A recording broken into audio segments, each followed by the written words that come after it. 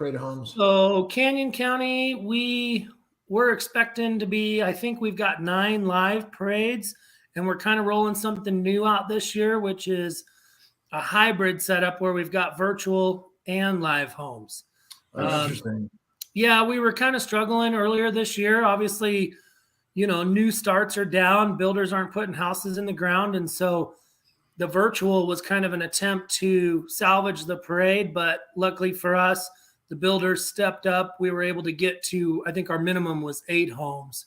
Yeah. So we got to 9 for Canyon County. So we've been getting everything ready to go for Canyon County. That starts, I think, the second week of June is the Canyon County parade. And then, yeah, I was doing the judging yesterday for Ada County Parade of Homes, which I believe starts a week from today, next Friday, which is going to be a pretty cool event. They've got, I think they're up to they got like 30 some houses, I think. That's a lot.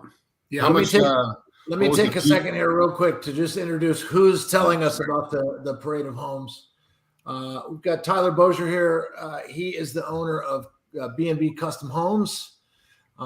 He actually built Shaun's home, and I think Shaun likes it. So I do. Yeah, we thought we'd have him come on and talk a little bit about some different aspects of building custom homes for people and some of the things that he's seen and dealt with. But he's talking now about the Parade of Homes in both Canyon and Ada County. So tell us a little, keep going about that, because that's interesting. Yeah. So it's, it's kind of the home builders, the building contractors associations, and the realtors, spring kickoff, really. Obviously we're well into the spring market, but this is kind of an opportunity for homes that were started last fall and built through the winter to come online in the spring. And again, we do the Parade of Homes. It's become a pretty big event. I know the Ada County one is huge. There's some, multi-million-dollar homes this year. A lot of, like I said, I was judging yesterday with a group of people. So we got a sneak peek at a lot of these houses, and definitely, it's funny how you see the old styles are starting to come back again. Like what? Like what? Like 2-3 years ago, right? Everything was black and white. Brown cabinets coming back. I'll tell you what, wood cabinets, a lot of wood finishes happening again. Kind of reminds me like of 06 timeline, back when everything was naughty alder cabinets and stuff. So how about plant shelves? Are they bringing back bullnose and plant shelves? No plant shelves, but bullnose, yes. And there were actually, I saw a lot of houses that were sheetrock wrapped windows and sheetrock wrapped doors. I'll tell you, like, that's not standard here, locally, regionally for us. You see it a lot in Vegas, Phoenix, California. But the reason I think you're seeing it here is cost of materials, right? So like, I know for a fact, like our interior trim packages, which is your window wraps, door wraps, beams, those kinds of things, I would say those prices over the last 2 years tripled, maybe even quadrupled on those materials. And we were really struggling to get the materials. So, and I know that was real bad during COVID and all that with lumber and those things. Is it tapered off? Is it still bad? Are there certain things that are difficult to get?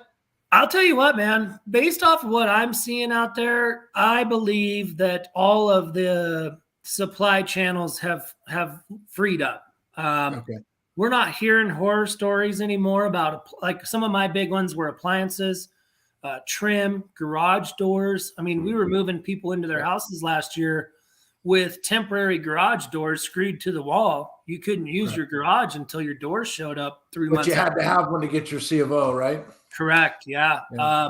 And same thing like air conditioning units. We were really struggling with AC units. It's not considered essential safety equipment. So people were closing with their HVAC systems, sweating it out until our ACs finally showed up. But I will say, we're starting to see some major relief on the supply chains. And honestly, guys, this is a new one that I've been spreading the word about lately.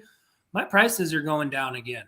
And I haven't been able to say that for probably 3 years now. I would say the big ones, some of the big ticket items, lumber and trusses, Yeah. We watched a standard lumber package on a house like Shaun's. Back in the day, those used to be 30, 40K with trusses. I priced those in on my builds last summer, 100,000 plus 25,000 for trusses. And that was, Dang. it got so bad. They wouldn't quote us the lumber price until it was on site. Yeah. And so I've seen, this is no BS, guys. I have seen, I would say probably a 40 to 50% reduction in lumber prices alone. Wow. A new one that I just seen. I got garage door pricing back this week. My garage doors last summer, I was paying $7,000-8,000 for a typical house of ours. That's a 2-car and an RV garage door. I got pricing back the other day, $4,000. We're 40, 50% off. Huge. So huge. So you can lower your price 50%. Yeah. Right? And we are like right now, I would say for the last 2 or 3 years, you guys, myself included, we were all kind of along for the ride on the pricing and the escalation in costs. Mm-hmm. Yeah. I'm starting to fight that battle back, and I'm starting to win some ground again. We're slower, right? We're not building as many houses. We're taking a lot more time to dissect our pricing on these things and trying to get, back to reality on what it costs to build a home anymore. And talking to, I'm vice president of the Snake River Valley Building Contractors Association. So in those board of director meetings, meeting with other builders, I would say it's taken this whole winter and into the spring, but here in the last 30 days, we're seeing some serious, noticeable relief in our cost of construction. So my next question would be, since obviously lumber materials, what about labor? How is, because I know that when they were, we can talk about square foot, for framing. Well, like for instance, a framer, right? A framer is a good, framer is basically a labor only subcontractor. They're not really, they've got nails and staples, small materials, but really mainly labor driven. Last summer we were paying $5.50 to $6 a foot.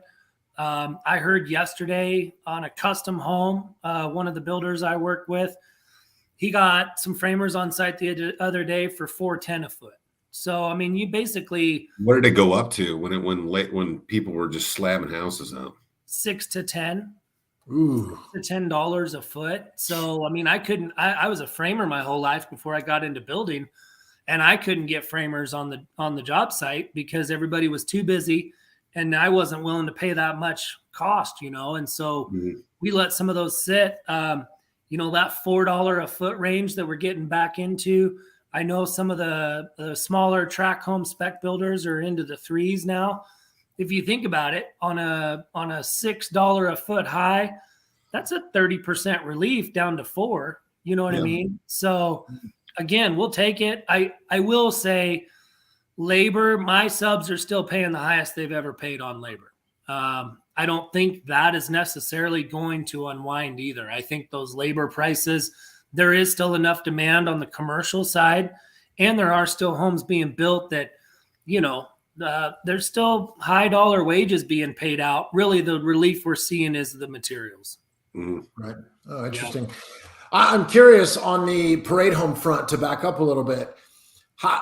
Can any builder submit a home, or how does that work?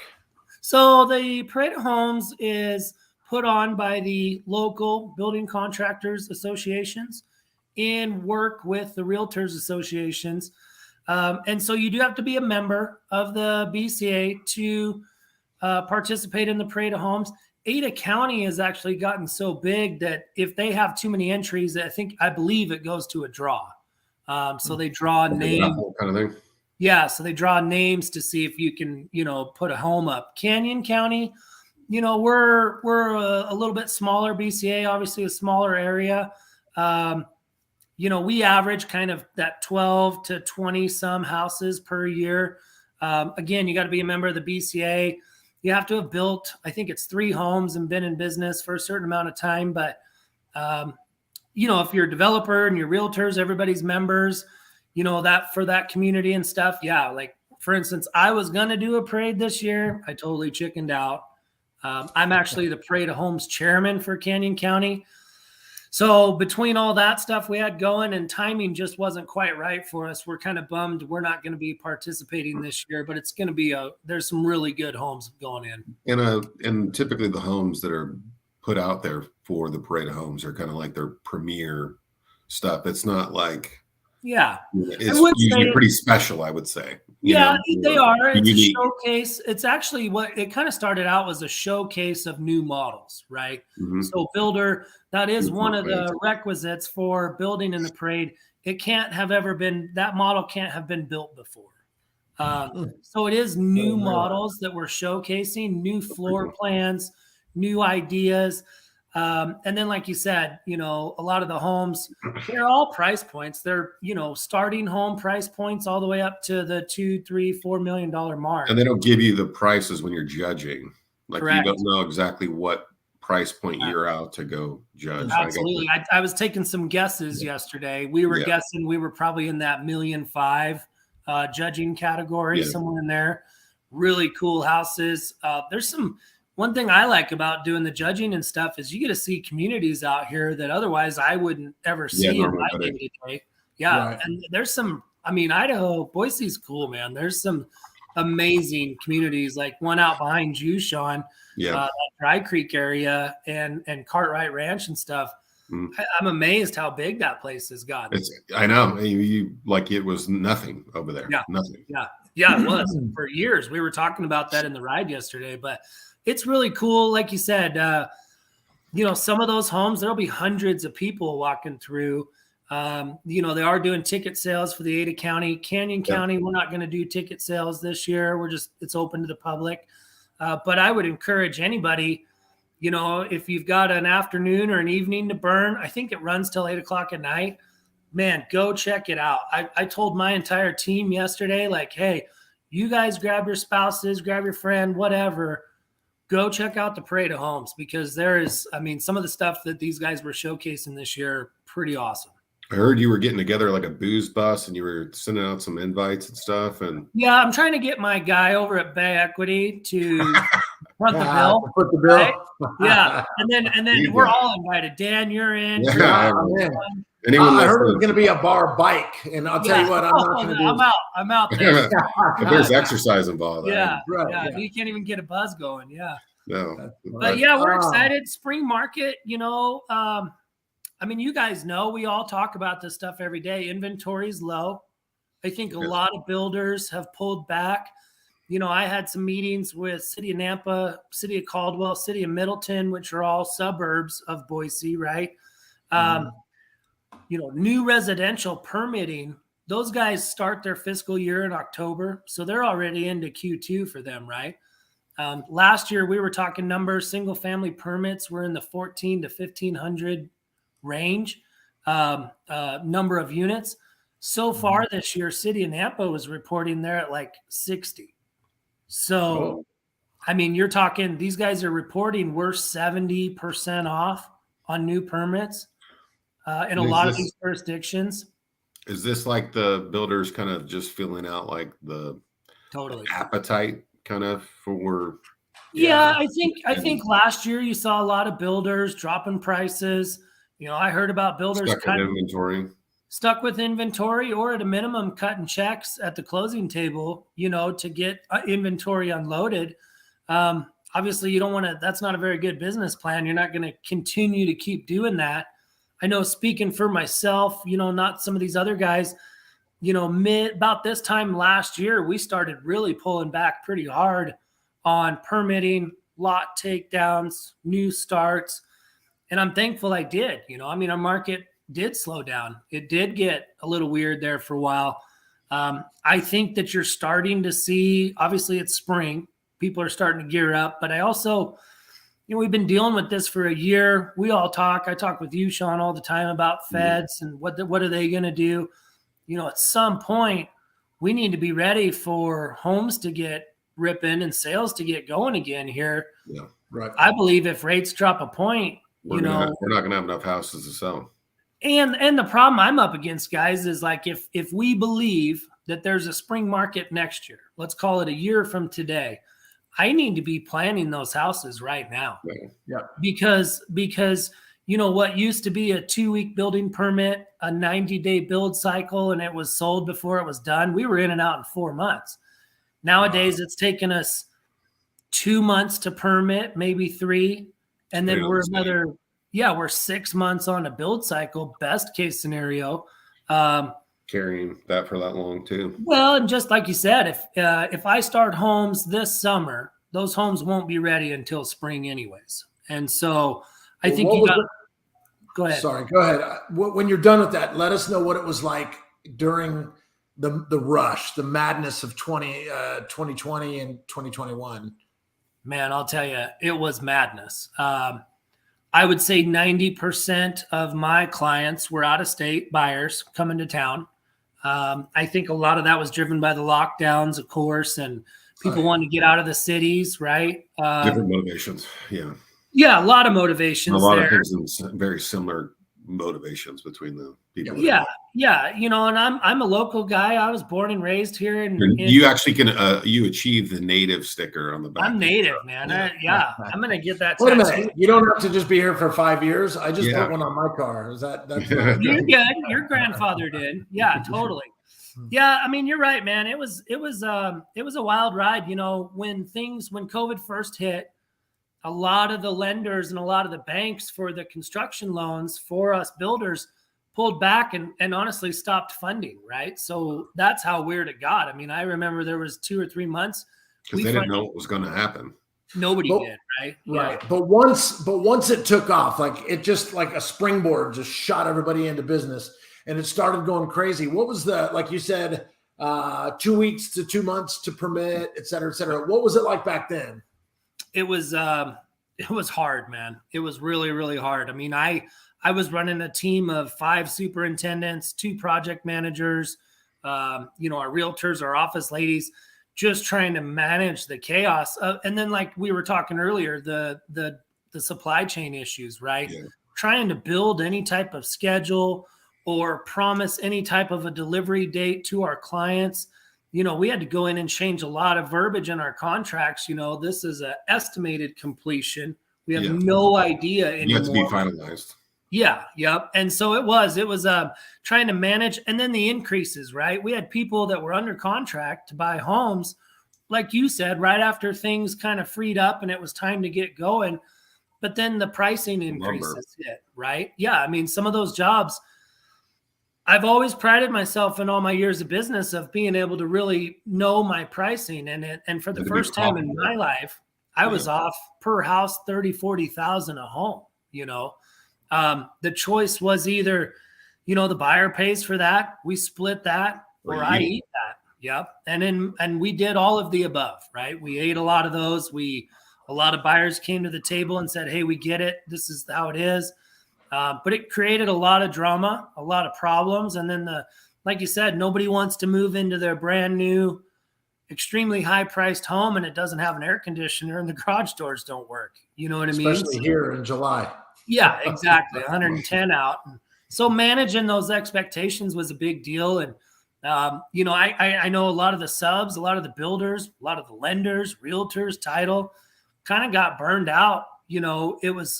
I went from, for instance, I was doing 20 homes a year to 40 overnight. We had the people in place. We got through those projects. We got a lot of people moved in, but I for 2 years, I never had a home actually make it to the market. They were listed. Yeah, unlisted, receiving offers on unlisted properties. That's a new one. You know what I mean? So what's the percentage of homes that you do that are spec versus custom? I would say dramatically. Yeah, it does. It always changes. I would say in 2019, coming into 2020, I was half and half, right? 50% of each. And it was a good balance for us. When COVID hit, they allowed us to keep going on the pre-solds and shut down all of our spec builds.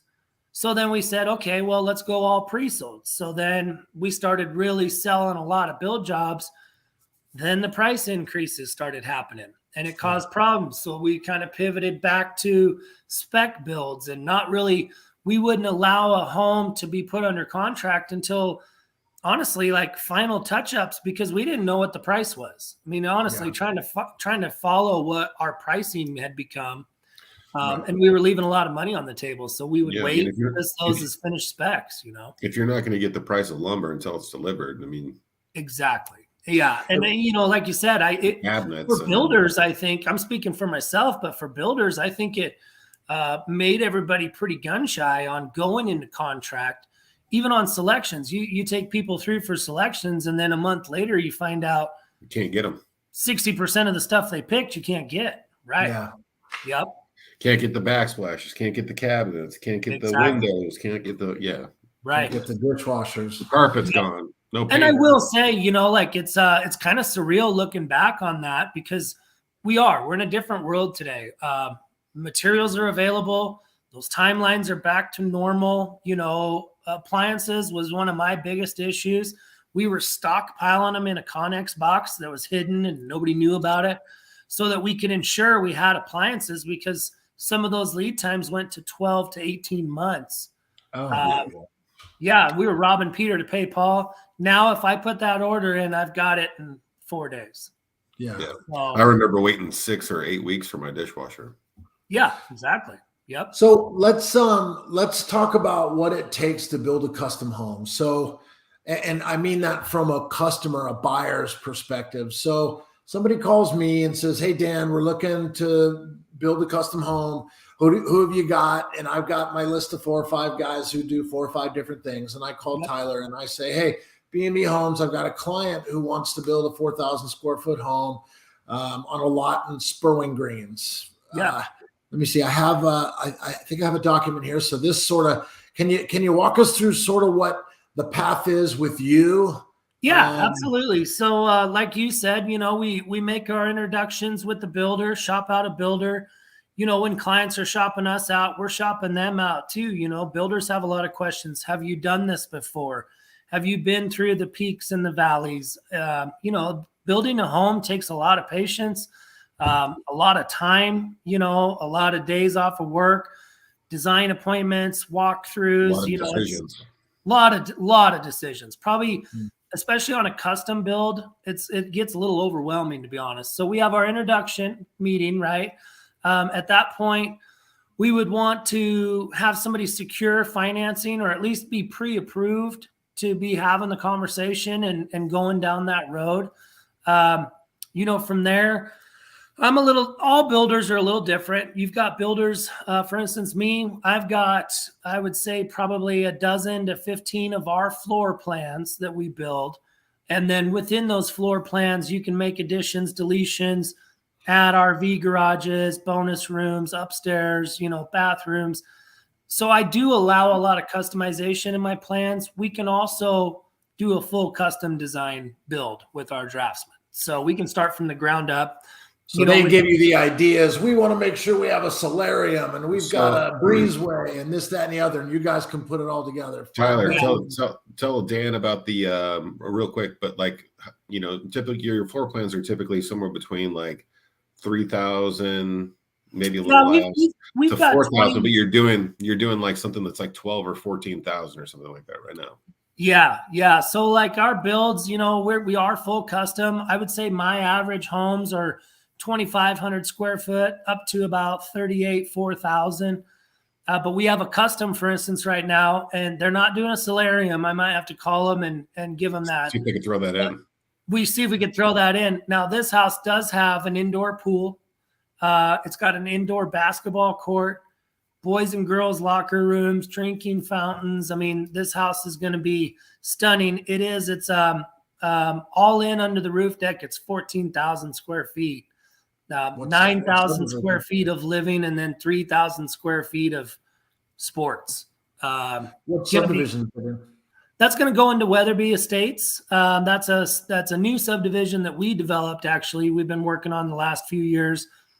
Real quick on a side note, that's another issue that guys are running into is lots, right? Lot availability. As long as it's taking nowadays, I was told that development would take us 6 to 8 months, worst case.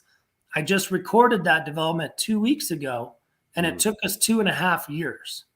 And so, I mean, Wow. for those kind of turns on the time, right, between the jurisdictions and everybody, Hard to deliver. again, a side note, it's hard to stay in front of this inventory or build any inventory when that's kind of how that process goes with bringing new lots on. At any rate, that is a full custom design. We've been working with those people a really long time to get that house what it's going to be.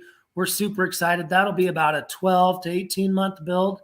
And yeah, we're excited to share that one. I'm going to do a little vlog series, kind of keeping everybody up to date as we go through the process. Yeah, that's Tell good. us That's gonna be like tell a us signature. where Weatherby is. Tell us where the subdivision is. Yeah, so Weatherby would be considered over like South Nampa, South Meridian direction over there. So that's a suburb of Boise. I would say from Weatherby to call it downtown Boise, you're about 15, 20 minutes. Close to the freeway, down the street from Amazon. So that's off of Robinson between Victory and Amity over there. And how those are big actually, lots?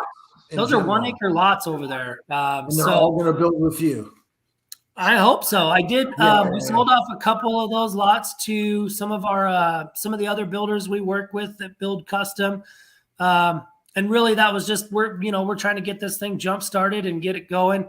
I've got several of our spec homes coming up in there. And then we are open for business for build jobs out there. Again, they're 1 acre lots, fully pressurized. That's one of the differences.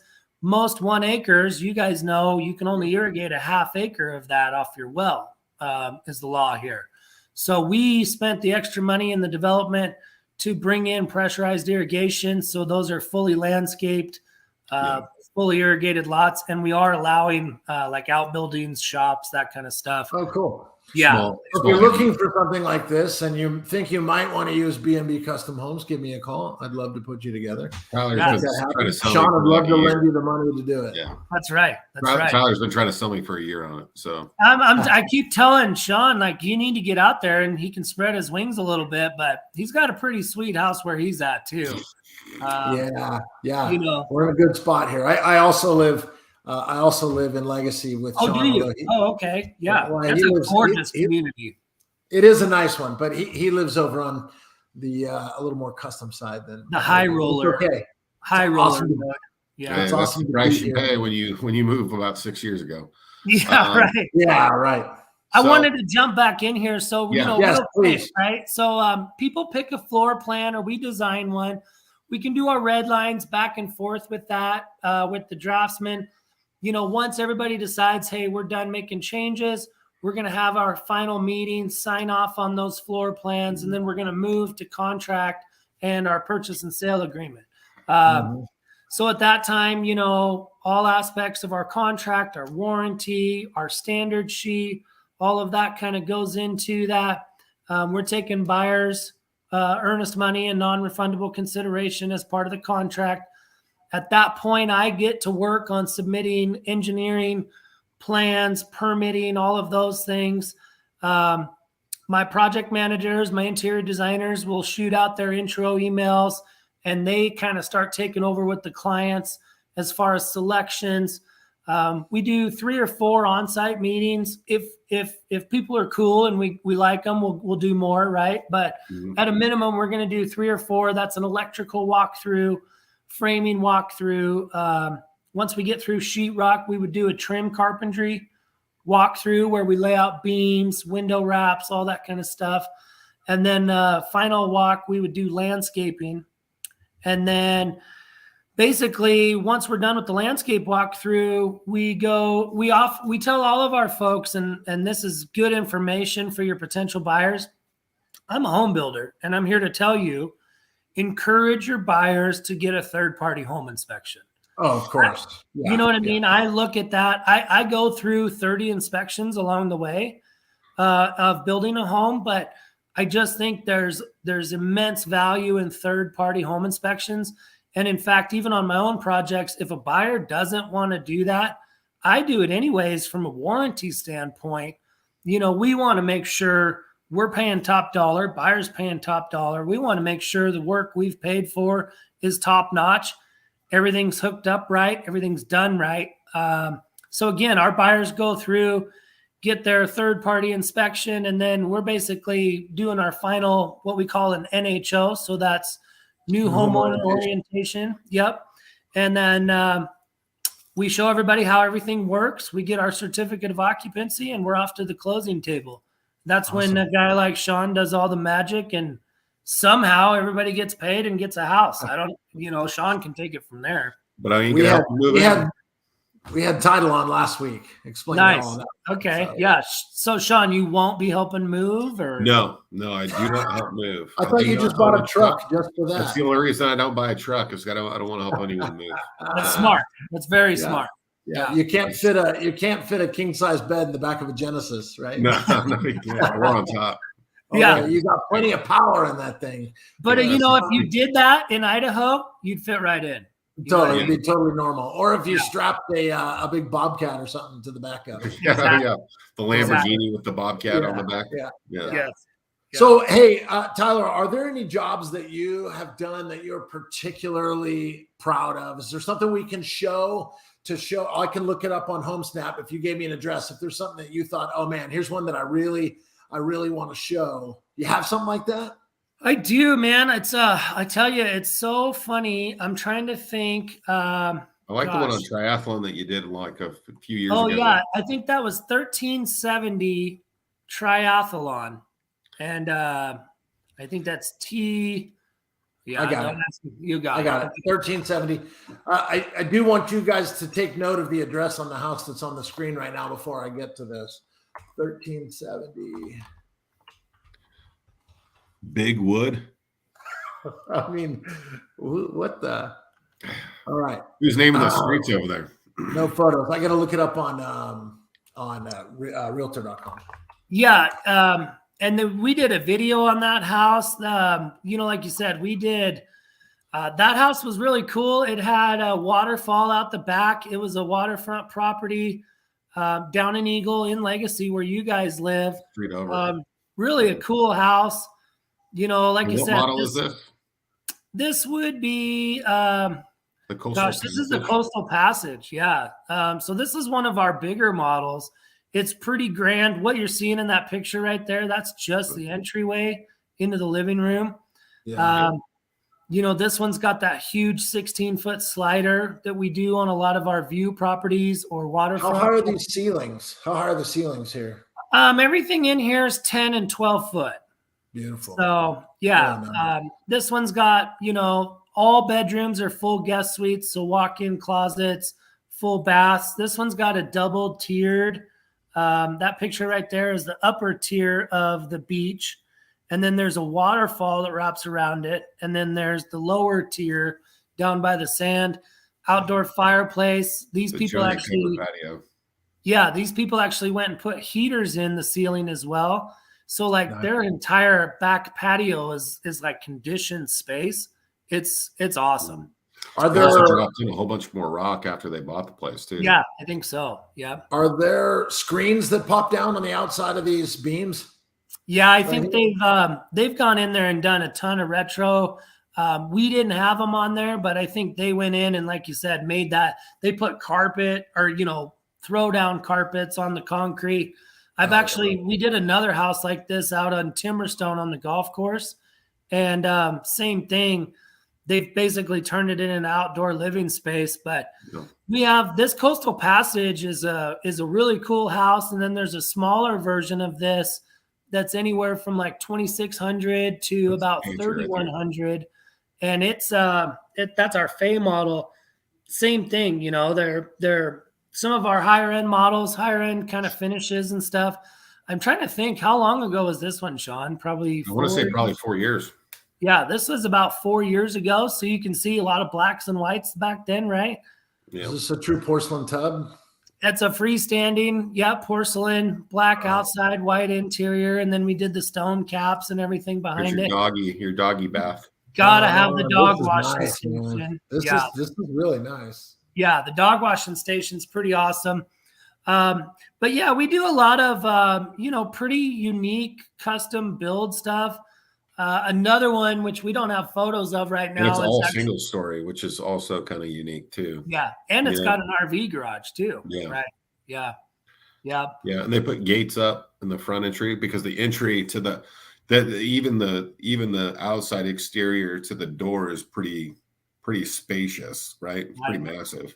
But we're looking So I at think they 3,300. put gate. You could have a sitting area in front of your door, and they put gates up. Right. Yeah. So it's got I don't personally like the gates they put up, but that's just me. the courtyard area. Yeah. Type in another one here real quick, Dan. Sure, Type in 2933 East Snake River Drive.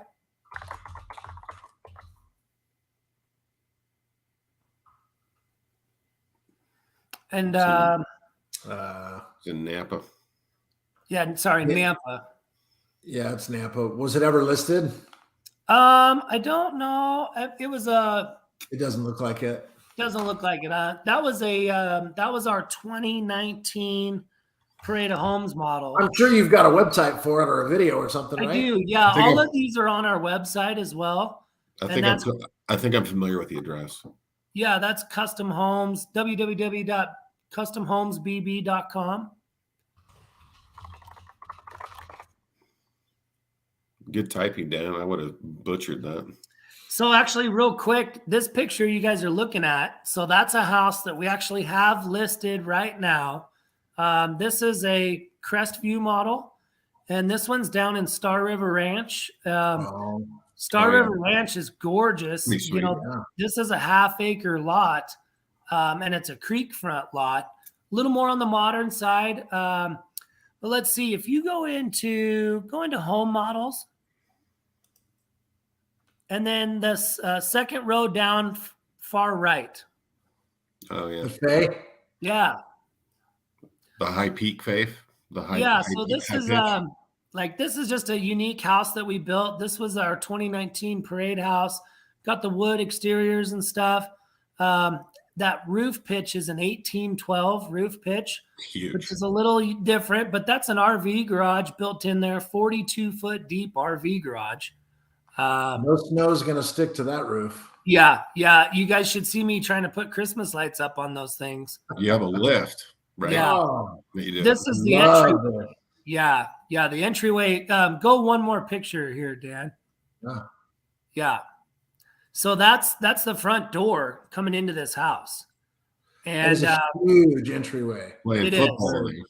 Yeah. And so, some people love it. Some people hate it. It definitely, it gives you a feel when you walk into this home, that's just that grand entryway. Yeah. That's so grand in there. Those are 12-foot ceilings. We did the X-beams and the chandeliers. It's just really a really cool, different kind of house. Again, this was also about 4 years ago, I guess, huh, Shaun? Yeah. Roughly. Yeah. And then, basically, so this was the end of summer 2019.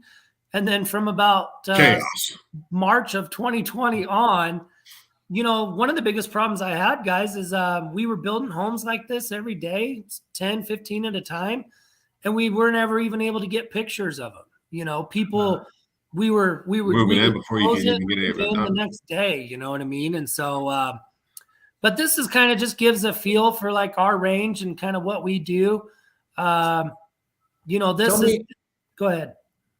Tell me some of the little things that you do, like the little details that make homes like this special, like something it's not too new anymore, but under cabinet lighting and things like that. What do you do? What are some of the things that you like to do? I'll tell you, I'll give you a couple structural ones first. Like my homes have conditioned crawl spaces in them. So we don't tell us what that's for the people who don't know. Yeah, so conditioned crawl is a different approach to a crawl space. Most crawls around here have the little vents on the side. You got to go pop open in the spring and close in the winter. My homes have a sealed crawl space. We tape those seams up on the Viz Queen and then seal that environment down there so you don't have bugs and dirt and dust. We insulate the perimeter of your foundation versus in between the floor joist bays.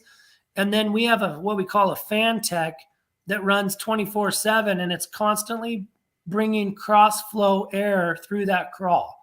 And the air is being forced in through the HVAC system into that crawl space.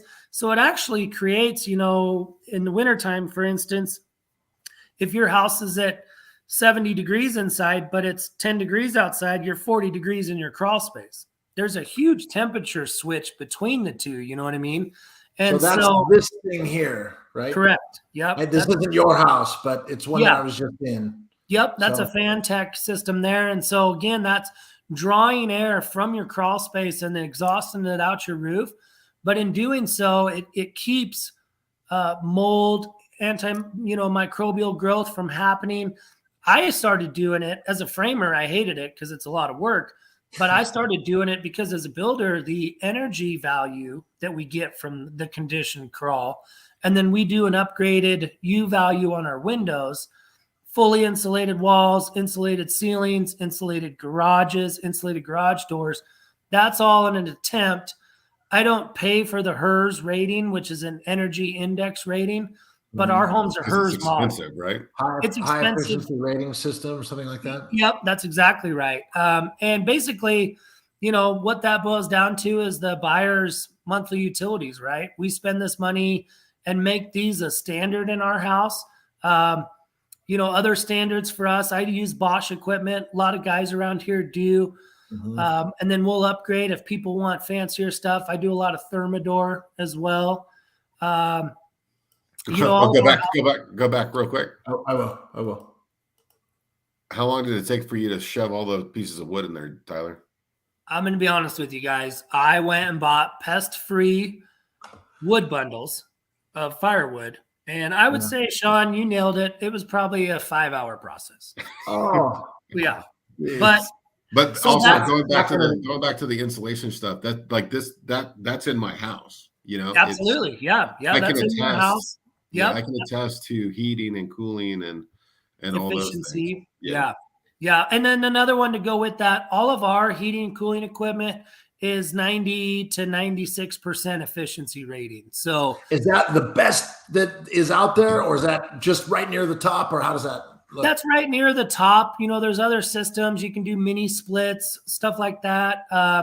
But for standard operating equipment, that's about as good as it gets. And that's the standard stuff. That's a standard. That's our standard, correct? Yeah. We'll post the standards that you provide. Yep. Oh, yeah. A lot of barn doors, a lot of freestanding tubs. We tile the majority of our bathrooms, tile floors, tile walls if they want it. Showers, all of our showers for the masters are walk-in showers. Huge, full tile surround. Yeah, they're big. Do you do multiple shower heads when it's a certain size? Did you get multiple shower heads, Shaun? No, it's because I was from California. That's probably what it is. You only have one shower head. I only have one shower. Just kidding. Yeah, one shower head. Yeah. Yeah. Okay. Well, after we built Shaun's house, we figured let's start making it better for the client. Yeah. So you do like a rain head and then one out of the wall, or? Yeah, most of the time. And that's something cool for our folks. They can pick and choose, Sure. Do they want a wand and a wall? Do they want a wand and a ceiling? My standard nowadays is 2 there. So people get some options in there. And then again, with the tile, the flooring, those kinds of things. So we do also do central vac rough-ins in all of our houses. So if people ever want to do that central vac system, they've got the toe kicks, the garage, systems, the whole house systems. We rough that system in before we sheetrock. So it's there in case anybody ever wants to do it. Yeah. And I've never added to it or used it because we have 2 Roombas that roam around the house pretty. Shaun has them set up so they fight each other with like little lasers, and they cut stuff. Yeah. I'm surprised they doesn't have little swords attached to it. They have a rivalry. A rivalry. So, yeah. But yeah, it's and then like low voltage, we put a pretty standard low voltage pack. So that's cable internet every room. There's a center home system there where your Wi-Fi router and everything can hook into. We Smurf tube, like for instance, in our living rooms. We'll Smurf tube that behind the wall, so everything's pretty much set up wireless. Yeah, and that's a huge help for someone who. Seriously, I mean, most guys are coming in. They're like, "Where am I going to put my TV?" right? Yep. Right. That's And the it's main going to go concern. above the fireplace, or if it's going to go wherever it's going to go, right? Right. They all want. No one wants to see the dang wires. And I So- got to tell you guys, I got to give a plug here to my wife, Allison Fuller. That was my Allison next does, question. yeah, Allison does all of our interior design. She works with our clients. Go on that one right there. So this is that Crestview? one. Yeah, this is that one down in Star River Ranch. It's a more modern house, but it's cool because it's got that upstairs balcony, side load garage on it. And this is just it's just a really cool, unique house. Price point, this one square footage, I think is about $3,250. It's on a half-acre lot. This is a 5-bedroom, 3.5 bath, I think. Let's see, 1, 2, 3 baths. So 5-bed, 3-bath. And then it's got a patio off the master, patio off the kitchen, patio off the front entry, and then it's got an upstairs balcony off the game room. So this whole thing all in, I want to say we're listed at $1,099,000 on this one right now. Oh, that's not bad at all. Yeah, especially for the lot size and everything. And Like the you community said, is pretty sweet. yeah, Star River Ranch is You have to go gorgeous. see it. There's fishing, ponds, there's parks, there's pools, Can you water clubhouse. ski on the pond? I mean, I would think you could, probably not the rest of us, but they'd Mm. probably let a guy like Shaun do it. You know what I mean? Yeah. Yeah. So I want to show everybody when people don't know what central vac is, this little kicker here, you Yep. open that up and there's a hole, and then you stick a hose in it and it turns on the vacuum, and so you don't have to lug around. And I got to tell you guys, It's just this a hose. fireplace It's has slick. like, dude, it's like 27 LED colors. You can change the fire colors. There's all kinds of cool stuff with this So house. it's like super modern. Yeah. Yep. All right, This it one's- won't let me pause the photos, but I'm trying to keep it on there. Scroll And it it- You is can that- see the Smurf tube up here. that Yeah, you're I saw talking that. I about. saw the little Yep. little area right there. Yep. Yeah. And what's cool about this one is like this house, because it's got that master bathroom patio, master bedroom patio, we went ahead and pre-wired a hot tub 220. pre-wire on this one. Oh, very nice. Yeah. So this That's thing's like, always a fun expense, right? Like, yeah, oh, how are we going to run the cable? And, right. And I've done Also- it many a times after the fact. Yeah. That's a few $1,000 add-on. Yeah. Yeah, it is. I put my pad in just 14 feet from our box, and it still costs $1,500. Yep. So just you can extrapolate from there. It's an expensive task if it's not done beforehand. Yeah, one thing going back, like I said, this design, this is Allison. She, one thing I love about her, she's very good at the design side of things and being kind of a chameleon with our clients. It's what I see a lot with interior designers and even some realtors. They come in and they'll end up taking over the design process from the clients. And, everybody's there to help, of course. But what I like about Allison is she's really good at, understanding what our client's vision is for a home and then bringing that to life. I would say she's one of the best parts of our process. She's super bubbly, fun. Shaun knows her really well. She's cooler than you are. That's for sure. way cooler than me. Well, we did do that walkthrough with we were looking and we really liked her. Right. My clients really liked you. Unfortunately, we weren't able to make it happen, but she's great. Like I said, her process and honestly, she's really good at keeping people in the budget, right? I mean, that's one of the problems that you run into in custom home builds is everybody, if you put those things in front of them, everybody wants everything. And she's really big. Yeah. Oh yeah. She's really good at keeping people on task and keeping people in budget. We are a builder that we'll do change orders and make changes to our homes and stuff for people and upgrades. We allow any kind of upgrades you can really think of. Go to that bottom right one. And obviously a lot of your stuff is on the modern side and the blacks and whites, but if I said, Allison, I want to go brown on brown, we could make that work too, right? But she might also bring you back to earth and say, not such a good idea. Maybe Before less you talk brown. about this, Yeah. What's that? She'll at least have you pick a lighter brown, right? You know what I mean? A Before you brown talk on the about tan this, side. Yeah. before you talk about this house, Tyler, I want you just said something that made me think of a question, and that is, you said that you guys can put whatever they want into a home. What's the craziest? What's the most extravagant? What's the thing that comes to mind that you've put in that a client has asked for? That's just crazy. I've got a few of them. You guys ready for it? Yeah. Was it my Speedo display case? It was the Speedo display case. Yeah.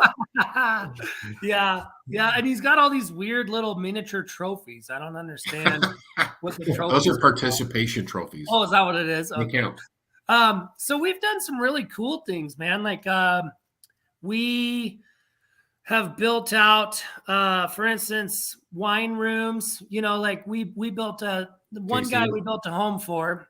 It was actually a spec home that we built, and then as he closed it, he said, "Hey, I want to really make this my house. Would you guys take the ride with me?" We said, "Sure." He added a crazy low voltage. He was a big tech guy from Arizona. Added a ton of low voltage, and then he built our pocket office in that house. He turned into a whiskey and scotch room, and then put LED lighting through the whole thing, and built-in fridges and all kinds of stuff. So when you went in there and flipped it on, and he had the dehumidifier, all kinds of stuff for all his scotch and cigars. That was a cool one. A lot of smoking room too, where you could smoke in it. And it had the exhaust fans that would suck the air out. Yep. And then we've done wine display rooms. Another cool one is we did for a guy. He was a parachuter, and I guess parachutes have to be like climate controlled. So the standard heating and cooling system, he wanted something more on point.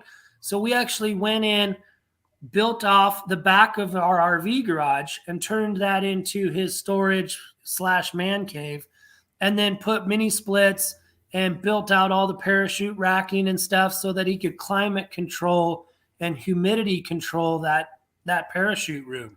That's serious business. I mean, I just put my parachute on a shelf right outside the back door.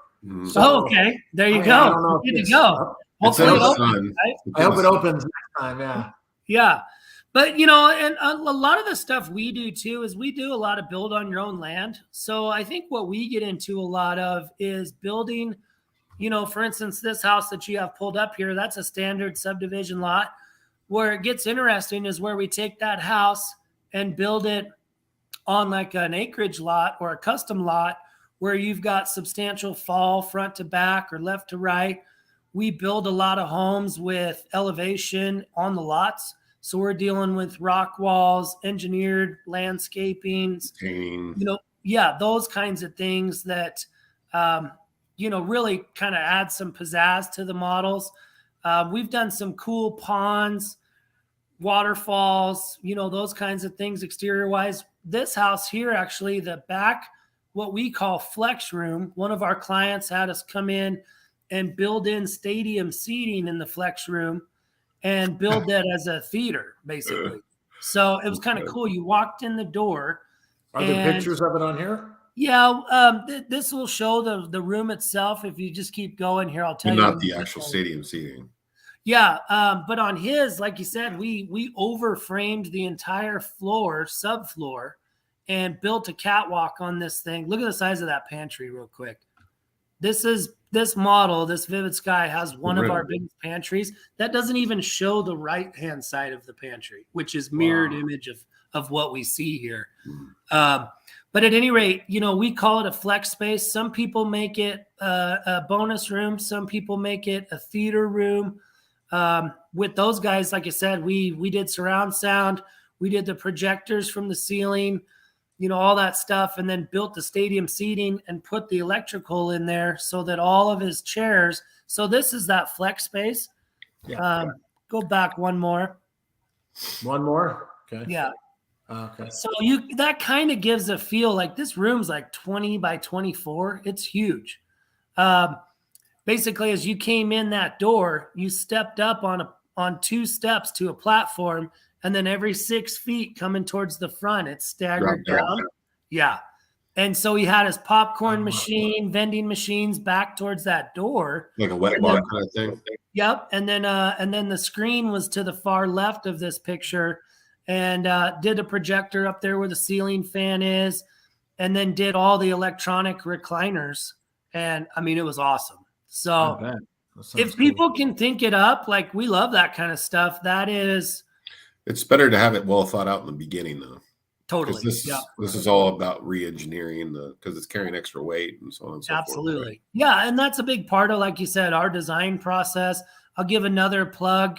Kent Mortensen. He's a master builder here in the Treasure Valley, past BCA president. He retired from home building several years ago and became a draftsman. So he does all of our drafting on our plans. I'll tell you what, he's a rock star. He makes us look good. You know what I mean? And so if people can think it up, I mean, we have designed some crazy homes to fit some really crazy, interesting lots. And that's, there's Allison in the picture with me. Yeah. She's definitely my better half. But yeah, if she doesn't have nearly as big gray hair.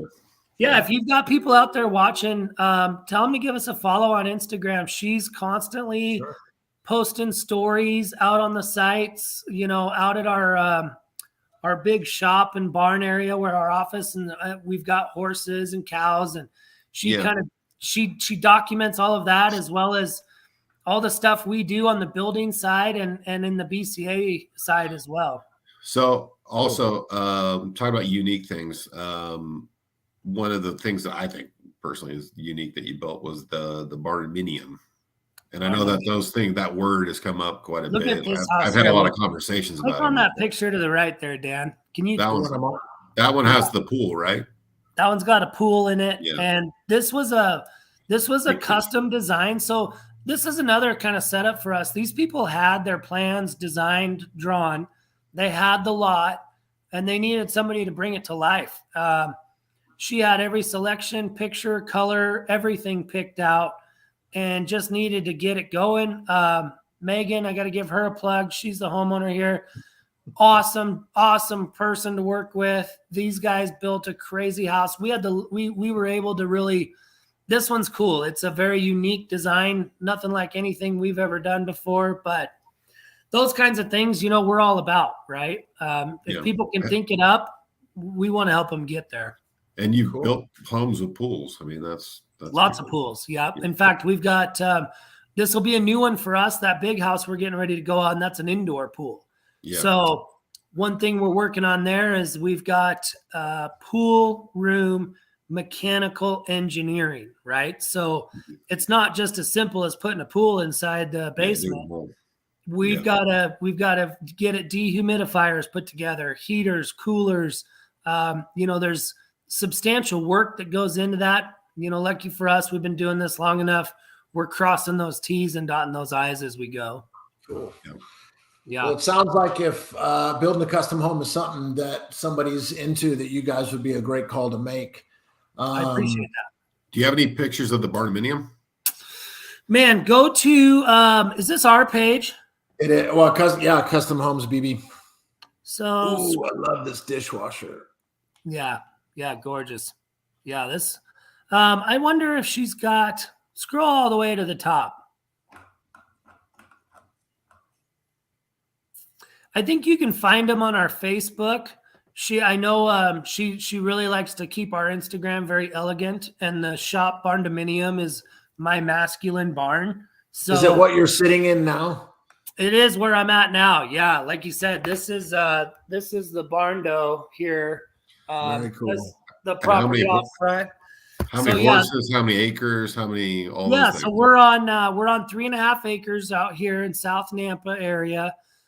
We kind of developed this out, did the land split ourselves, and what I needed, I had an office in Meridian, supply containers out in Caldwell, trailers in Nampa.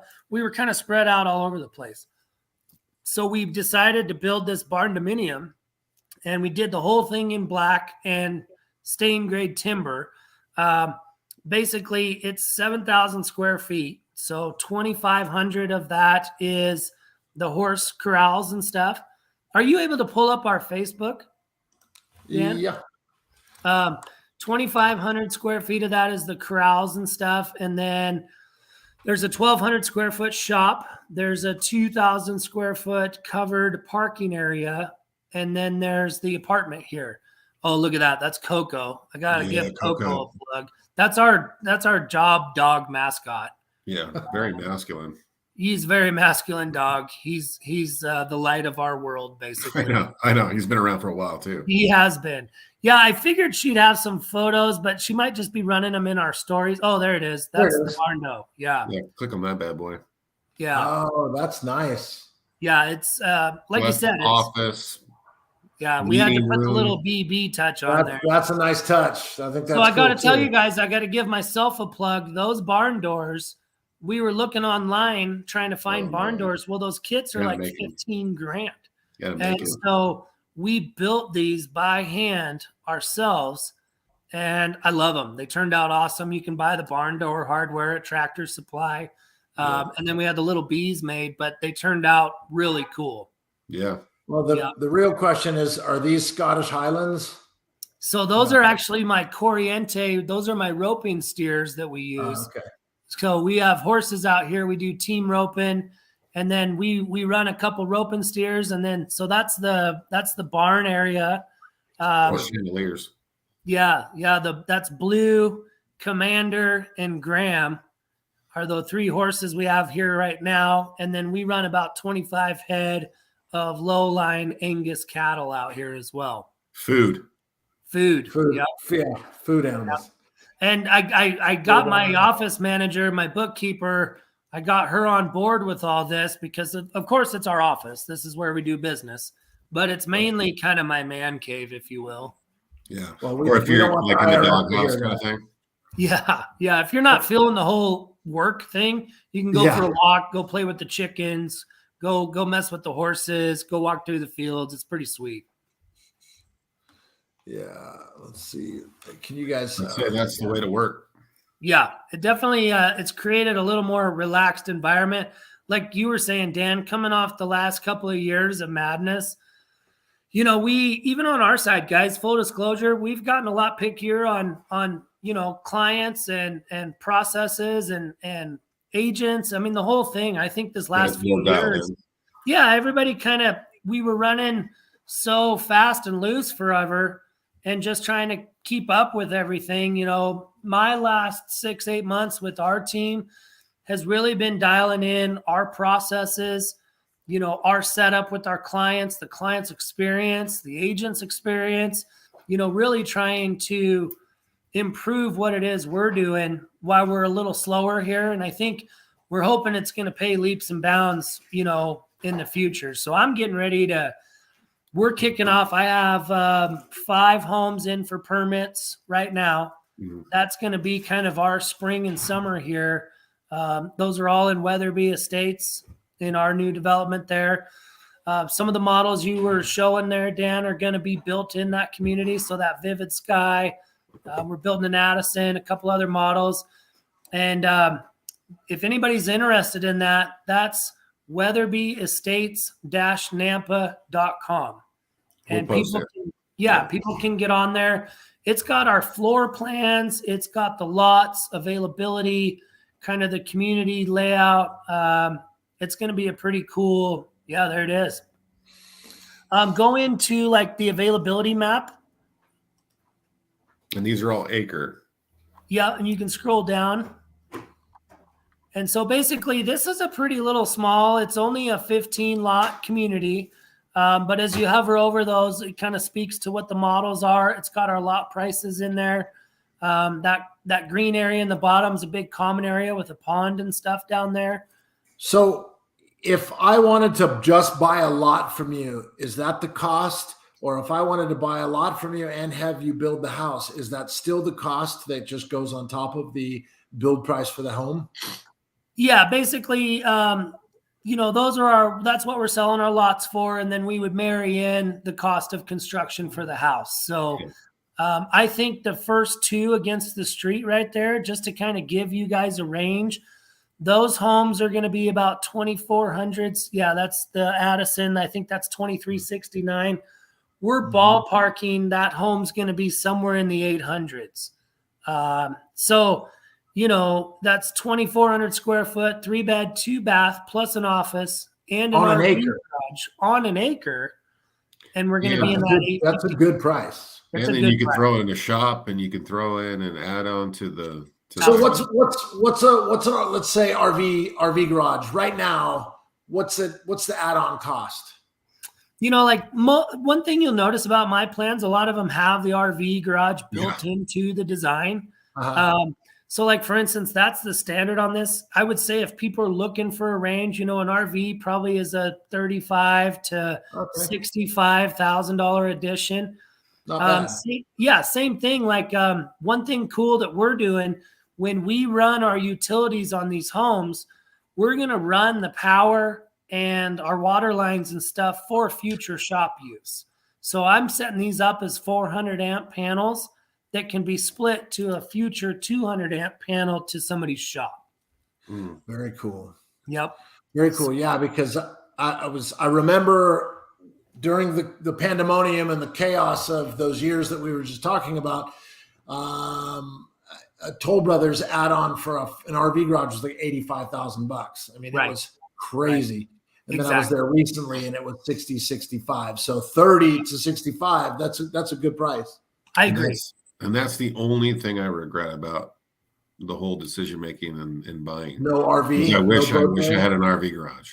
Dude, I'm telling you, Shaun, you should sell that thing for the $1 million equity that you got. And you should come out here and build on an acre. We could build you a sweet RV garage. And then down the road, when you sell a bunch of loans and stuff, we put you a shop up there. Well, what kind of rate are you going to for a 25% discount or something? Yeah. Yeah. Well, and I can't speak for the rate. These lenders are. He's still gonna give me one shower head. I want two. Yeah, no. The other shower head for a guy like you, that's like a $5,000 upgrade, probably. Everyone else, that's $250. It takes a big shower to cover Shaun's head. That's right. Yeah. But yeah, we're super stoked. This is kind of where my spring and summer is going to be. I just signed a contract last week with Intermountain Gas. So, one, these being full pressurized irrigation on these lots. And then two, we're rural, but I'm paying a pretty hefty fee. We're going to bring in gas out here so that we're not running off propane tanks and doing electric. I think there's huge value in natural gas around here. So bringing it to the community is something I'm super excited about. It's going to make more efficient heating and cooling and more efficient utility bills. Great. Well, I think those are all great ideas, and everything you've told me is definitely. We're going to have to take a wander out there, Yeah, I would love it. I think the next video should just be the three of us out there rallying in the Ranger. Let's do it. You know what I mean? And just we can just go out and have a kick-ass day. Yeah, I think we should do that. We'll bring a videographer along, and we'll get it up on everybody's pages, and just go have a good old time out there. I like that. Hey, listen, I just want to thank you for coming out, sitting with us for an hour, and talking about your process. And if anybody's out there thinking whether or not this is something they want to do, feel free to give me a call. I'd love to make an introduction, or you can call them directly, but call me, and we'll do it that way. And don't forget. I want to give one more plug here, guys. I work with a lot of realtors. I work with a lot of lenders, a lot of title. Like you said, people out there watching this, if you guys are looking, Dan on the real estate side, he has a wealth of knowledge. He can be a massive help. And Shaun, Shaun's my personal lender. I do all of my own personal loans. Shaun's the only guy that could get it done for me and the only guy I trust.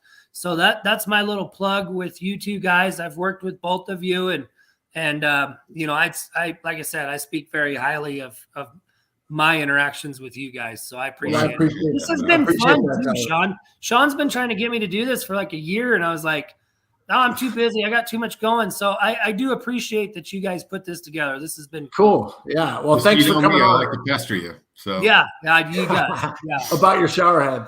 Yeah, exactly. or lack thereof. Yeah. Or his gray hair or whatever. He's just joining the club. Yep. Exactly. Well, don't forget, everybody.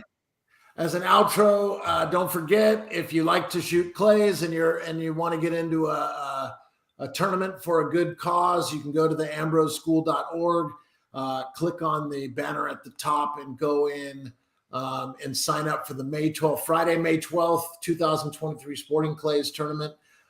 It's a great time. Coffee and donuts and stuff in the morning, safety briefing, tournament, lunch, winners being announced. I don't think I'll be one of those, but hopefully I am. And then, some bourbon. It's always nice to finish up a day on the range with some bourbon. So if you're into that, have a look and get signed up. Thanks for coming. We appreciate you. Drive your Suburban down over to the tournament and have some bourbon. Dude, Shaun's he's going to be bourbon deep about 5 minutes from now. It's the only way I can shoot. It's Friday, guys. I had them bring in a couple cases of White Claws for Shaun. Yeah, buddy. Oh, good thinking. Good thinking. All right, guys. Have a wonderful weekend. Thanks for being here. I appreciate you both. Thank you, guys. Have a good day. Thank you. Appreciate it.